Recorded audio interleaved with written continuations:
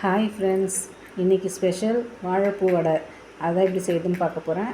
அதுக்கு வாழைப்பூவை நல்லா க்ளீன் பண்ணிவிட்டு நல்லா கழுவிட்டு பொடிசாக இந்த மாதிரி நறுக்கி வச்சுக்கோங்க.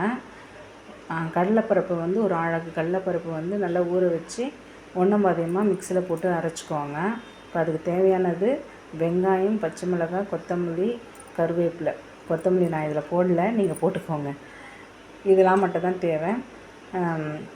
வாழைப்பூவில் கடலைப்பருப்பு அரைச்சி வச்சோம்னா அது, வெங்காயம், பச்சை மிளகாய், கருவேப்பிலை, கொத்தமல்லி இதெல்லாத்தையும் போட்டுட்டு நல்லா உப்பு தேவையான அளவுக்கு உப்பு போட்டு நல்லா பிசைஞ்சுக்கோங்க.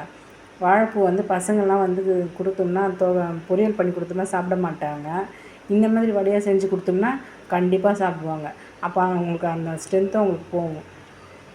நல்லா பிசைஞ்சிட்டு எண்ணெயை காய வச்சு வடையை போட்டு கொடுத்தீங்கன்னா நல்லா முறுன்னு ஃப்ரெஷ்ஷான வடை சாப்பிட்டாங்கன்னா சூப்பராக இருக்குன்னு தான் கண்டிப்பாக சொல்லுவாங்க.